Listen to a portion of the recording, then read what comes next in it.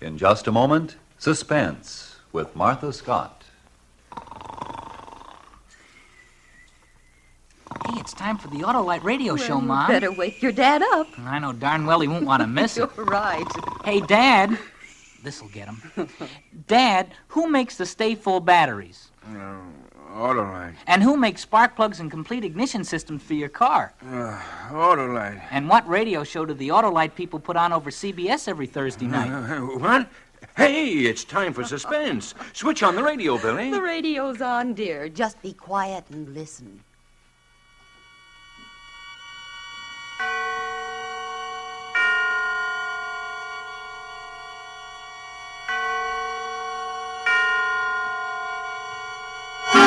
Suspense.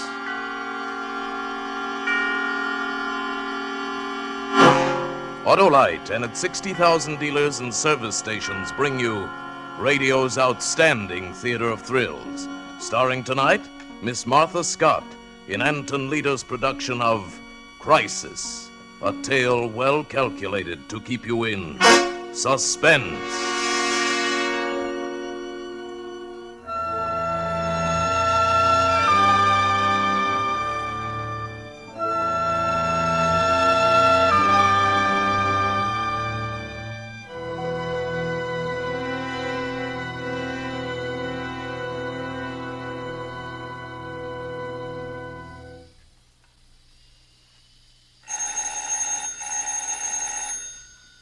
Mrs. Norquist. Mrs. Norquist. It's the doctor, Mrs. Norquist. What? Coming. Oh, I'm sorry, Doctor. I fell asleep. I told you not to. I warned you. I couldn't help it. Let me see the baby.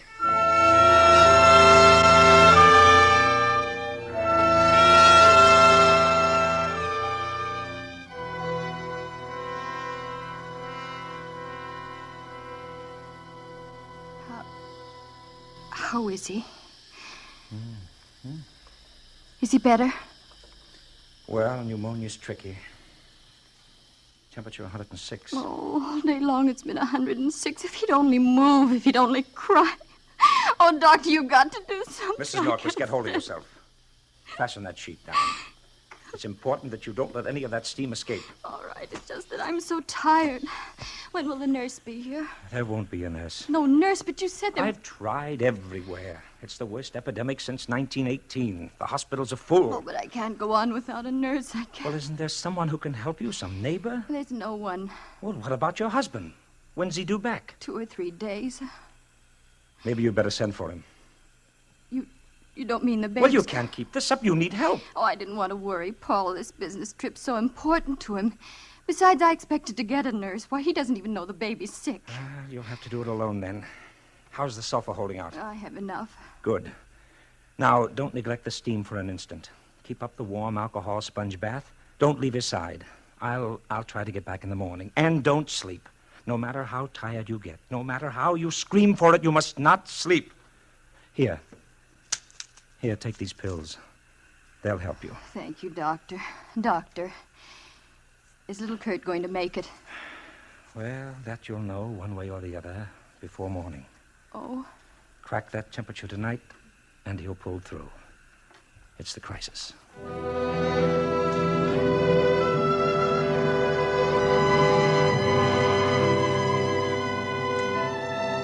Poor baby.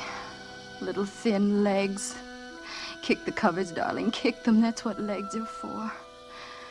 You don't want to give up now, Kurt. You're just beginning. You haven't seen half there is. You've never thrown a snowball or hit a home run or gone fishing with your dad. Oh, Kurt. Kurt, you should be in a hospital. Not in a homemade croup tent with a kettle of steam under your bed. In a hospital with nurses in white starched uniforms. Nurses who are awake. Whose hearts don't break when they look at you. I mustn't think about it. Steam. A kettle under the bed. Steam to breathe. Another kettle on the stove. Sponge baths every few minutes. Every few minutes. Temperature 106. Temperature 106. Temperature 106. How many times I took it, I don't know. Nothing in the room seemed real or tangible anymore. Nothing but the steam. Steam. I watched it, hypnotized. Now it was an eraser on a blackboard removing today's problems. Now it was a windshield wiper pushing aside the rain so I could see ahead of me. The vision slowly cleared. And then I saw it. A light. No, 6 lights. Bright flames, birthday candles, 6 birthday candles on top of a white cake.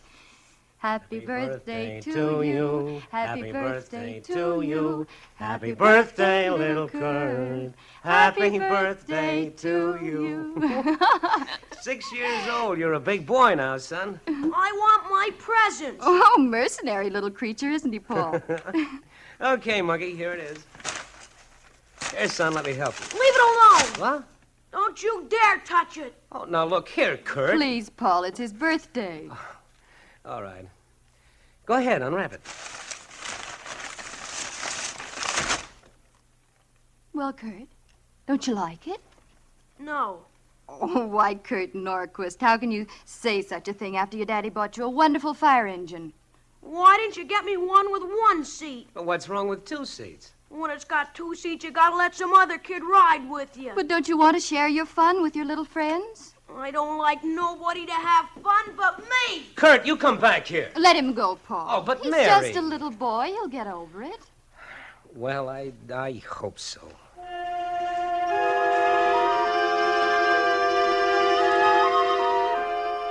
There were more birthdays, but as Kurt grew, a mounting fear began to grow in me, too. He looked like a choir boy, but there was something else hiding back of those innocent eyes. At 8, he forged his report card. At 10, he stole some things from the dime store.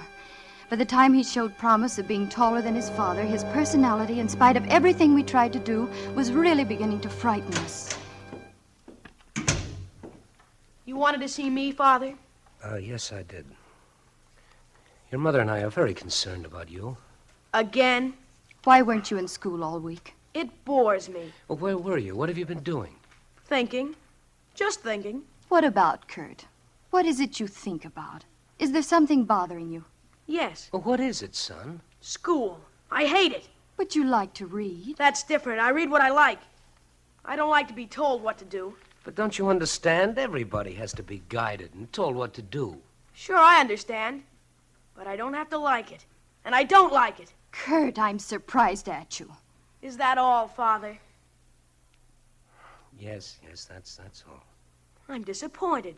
I thought you were going to beat me. Why, you insolent... Paul, Kurt! Please, please. There's someone at the door. What?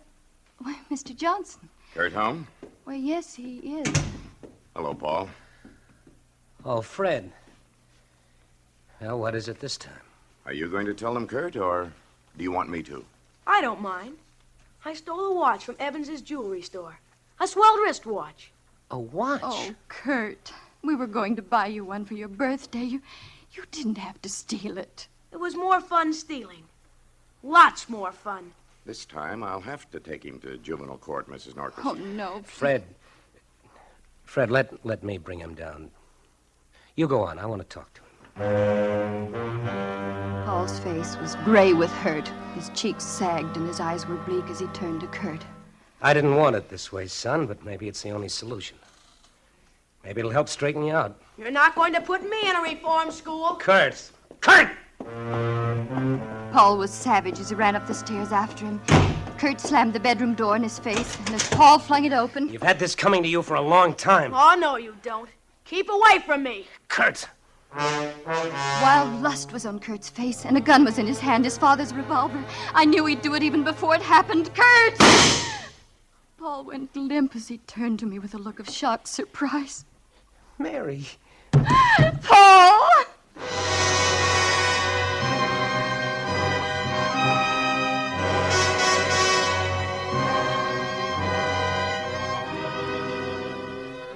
For suspense, Autolite is bringing you Miss Martha Scott in radio's outstanding theater of thrills, Suspense.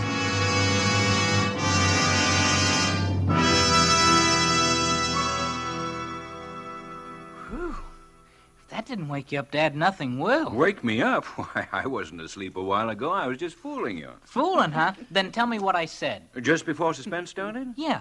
You asked me who made the Stay Full battery. Naturally, I said Autolite. And when those Autolite people named it the Stay Full battery, they weren't talking through their hats either. Why, that battery needs water only 3 times a year. Get that, Billy? Only 3 times a year. Golly. What's more... That's fine, dear. But don't you think you ought to let Mr. Martin give the commercial? Yes, folks, what Hap says is true. Autolite Stay Full batteries need water only 3 times a year in normal car use. This means less trouble and care for you. For Autolite's greater liquid reserve practically eliminates one of the major causes of battery failure. Car owners everywhere tell us the Autolite Stay Full is the greatest battery ever built. So, friends, visit your neighborhood Autolite dealer and get an Autolite Stay Full battery for your car. Enjoy the advantages of extra plates and fiberglass insulation. It means so much to long battery life. And remember, Autolite Stay Full batteries need water only 3 times a year in normal car use. No doubt about it. Money can't buy a better battery for your car than Autolite. And now, Autolite brings back to our Hollywood soundstage Miss Martha Scott as Mary in Crisis, a tale well calculated to keep you in suspense.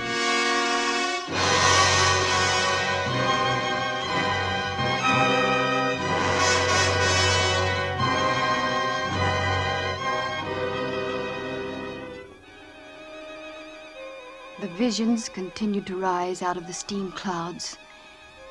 I found myself sitting beside Paul's bed. He was out of danger. Accidental shooting while cleaning a gun, that's what Paul told the doctor. I wanted to tell the truth, but I wouldn't hurt him any further. No, Kurt didn't go to the reform school. We hushed that up too. Lies, lies, suffocating us. We shrank, Paul and I, crawled into our shells, confused, disillusioned, afraid of our only son. But Kurt grew, and so did his misdemeanors, until he was a handsome giant with the face of a Viking saint and no soul at all. The incident with Elaine McGregor proved that. I was transplanting geraniums on the other side of the hedge. I didn't mean to eavesdrop. What's going to happen to us? I wouldn't know. Doesn't it make any difference to you? Should it? It's easy for you, isn't it? What did you expect? Nothing, really. You're in a class by yourself, Kurt.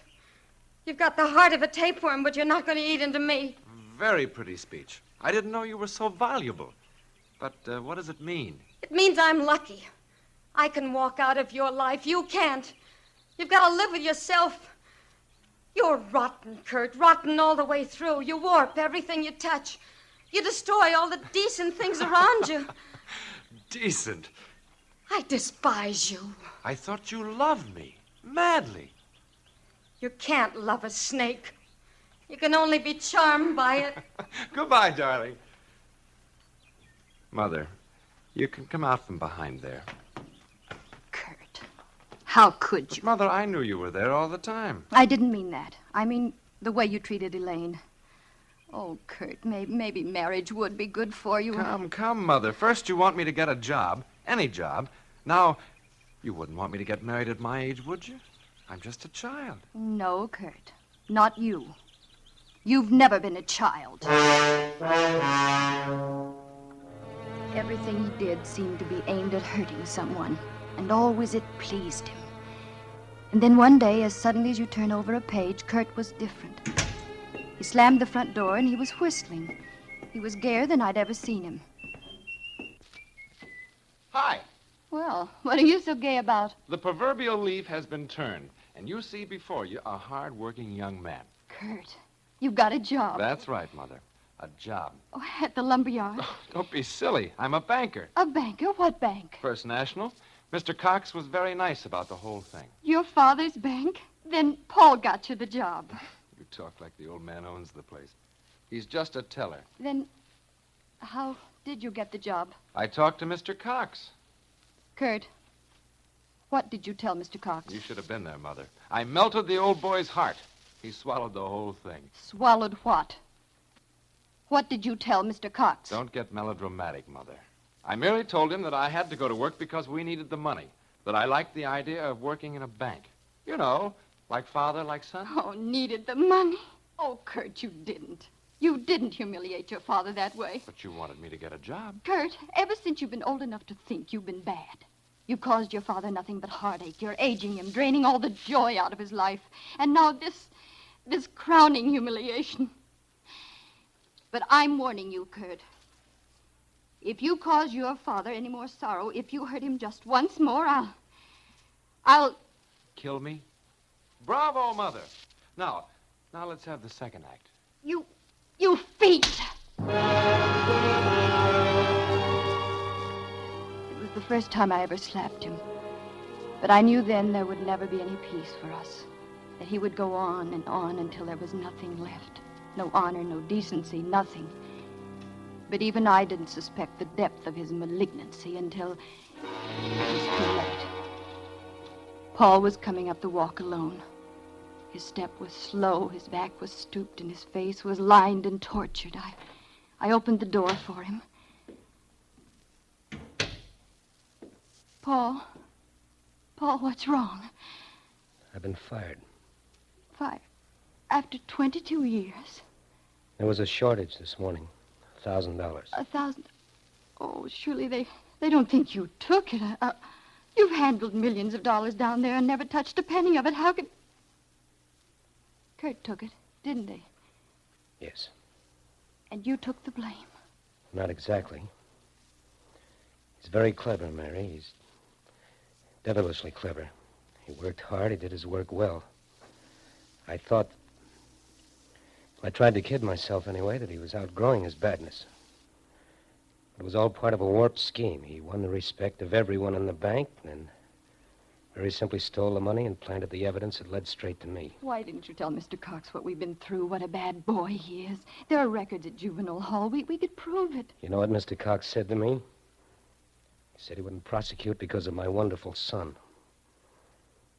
My wonderful son. I never had a son. I couldn't look at him, Mary. When I walked out of the bank, Garvey in cage 1 didn't even say goodbye or good luck or too bad or anything. He just got suddenly too busy to look up. He forgot all about the months we lay in the mud together at Taro and the Navy Crosses. We went on the same day. Garvey was too busy to look up.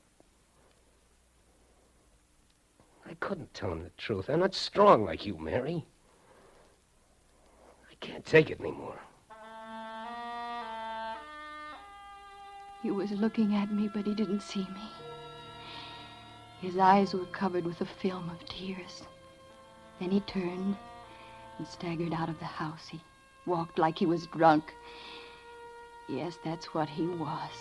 Drunk with despair. He got in the car. I wanted to go to him, to hold him in my arms, but I couldn't. I was frozen.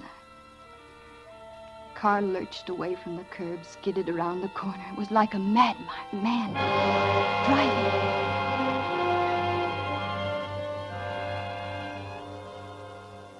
I wasn't surprised when they called me from the hospital.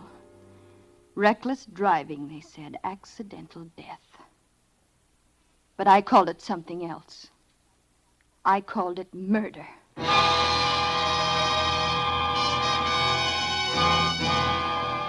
At that moment, I died too.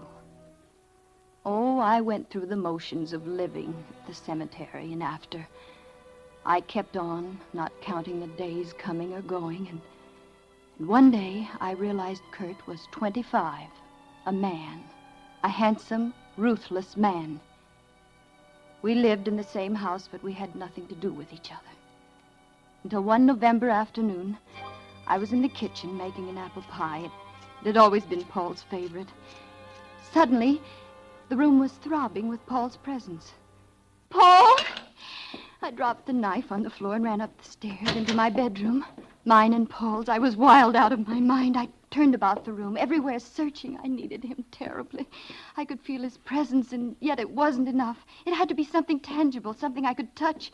And then I remembered. The Navy Cross and the Purple Heart, they were his. They were part of him. I pulled out the shirt drawer and threw his shirts on the bed. The Purple Heart was there in its satin-lined box, but the Navy Cross was gone. Oh, Paul. Paul. Paul. Oh.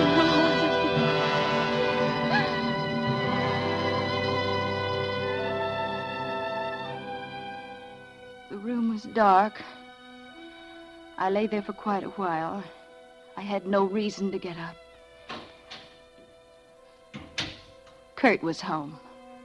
I tidied the bed, spread it up, ran a comb through my hair. I walked along the hallway to his room. Yes? You want something? I'm in a hurry. Yes, I do want something. Your father's Navy Cross, where is it? Oh, that. I was holding 3 aces when I ran into a straight. Jack Carnes said he'd take the cross in lieu of $5. How do you like a guy like that? I looked at Kurt for a long time. Then I walked away. It didn't matter. Nothing mattered. Not that day or any other day.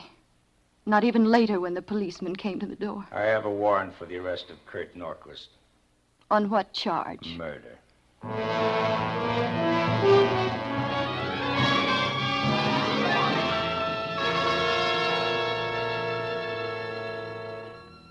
It was a colorful trial.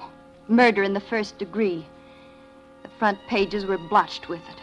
Little shop girls hurried to buy the evening editions of the sordid testimony to read on their way home from work. I went to the trial every day and listened with this strange sense of unreality. Sure I killed him. All I could think was, that flashing, handsome young man up there admitting to murder and worse is my son. No, I didn't hate him. I didn't even know him very well. Then why don't I feel anything? I just wanted to see what it was like. That's all. Why don't I shudder with disgrace? Why don't I crawl off into a corner and die? Sorry? What for? He's dead, isn't he? The trial went on for days, and Kurt was unmoved, insolent, triumphant almost. Even as his wretched soul made ready for the lethal chamber, he was untouched. In there, madam. 5 minutes. Thank you.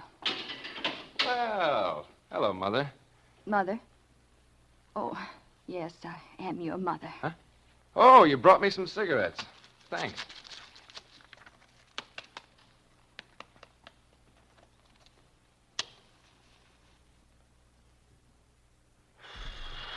Well, I wonder what it's going to be like. What? You know, that last mile. I'm a queer guy, all right. I don't feel sorry about anything. As a matter of fact, I don't feel anything at all. Never did. Except that maybe this is a good smoke. I looked deeply into his face, beyond the pale blue eyes, into the black soul. I gave him life, but I couldn't give him honor. He exhaled. Smoke came out of his mouth and nose and spun around him, enveloping his face, framing it in a circle of fog. Then he smiled. Not the smile of a murderer, more the slow, wistful smile of a small boy. And abruptly, his face was changed. I've been here before. I watched the smoke rings as they billowed upward. I couldn't take my eyes off them. In each smoke ring was a face. Kurt's face. And the faces kept changing, getting smaller, smaller. The eyes were round, full of wonder, changing, and slowly the vision faded. They all converged into one face. And Kurt was a baby again. In a croup tent. Fighting for the right to live a useless life. I've seen ahead. That's what it was. I know what's in store for him, and it's all bad. Steve? Not much left.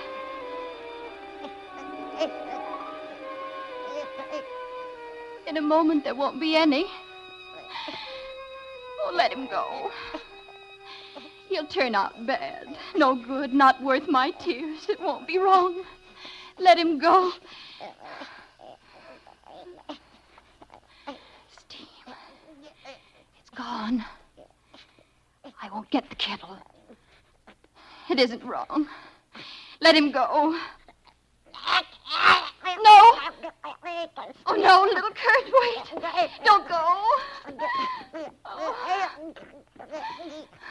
The steam. Kettle. Get the kettle. Don't take him. Oh, please don't take him. He's just a little baby. He doesn't know. Steam. I must take his temperature. Oh, I'm afraid. Crisis. Temperature 106. 6/10. 107. Oh, no, no. He's gone. He's gone. He's dead. Oh.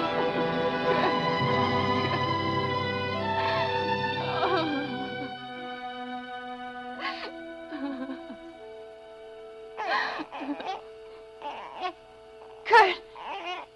Kurt. You're alive. Hold on, baby. Hold tight. Tears got in my way as I held the thermometer to the light. I brushed them off, and then I looked. The mercury stood at 106, 105, 103. You're going to get well, Kurt. Temperature 101. And grow strong and handsome. Temperature 100. And good, Kurt. You're going to be good. Please, God.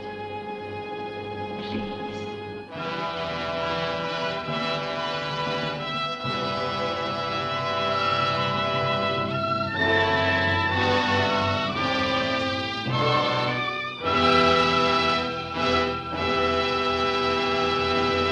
Thank you, Martha Scott, for a splendid performance. Miss Scott will be back in just a moment. Billy, would you mind getting me a glass of water, dear? You ought to install a stay full battery, Why, Mom. Billy. Sure. Then you'd only need to take a drink 3 times a year. Oh, you men. Can't you talk about anything but that Autolite battery? Now, look, honey, if you wanted to go downtown tomorrow morning and the car wouldn't start, you'd be pretty mad, wouldn't you? Why, of course I'd be mad. Sure, so would anybody. That's one reason why we have a stay full battery in our car. And listen to this. Yes, friends, Autolite Stay Full batteries are designed to save you trouble and care by practically eliminating one of the major causes of battery failure, lack of water. You see, Autolite Stay Full batteries need water only 3 times a year in normal car use. And remember, when it comes to automotive electrical parts, Autolite means batteries. Stay full batteries. Autolite means spark plugs. Ignition-engineered spark plugs. Autolite means ignition system. The lifeline of your car.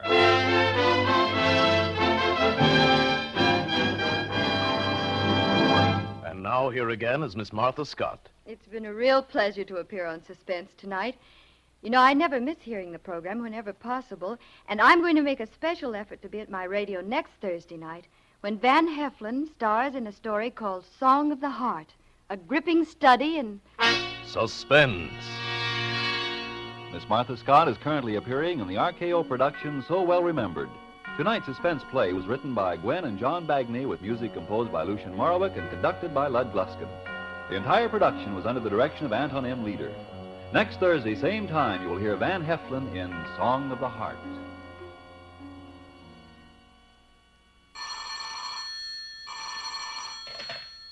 This is the Autolite Suspense Show. Drive carefully. Save a life. It may be your own. Good night. Switch to Autolite. This is CBS, the Columbia Broadcasting System.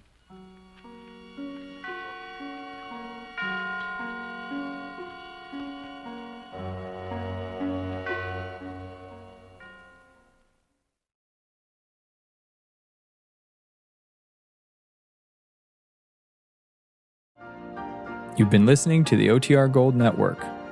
Find more classic radio at otrgold.com.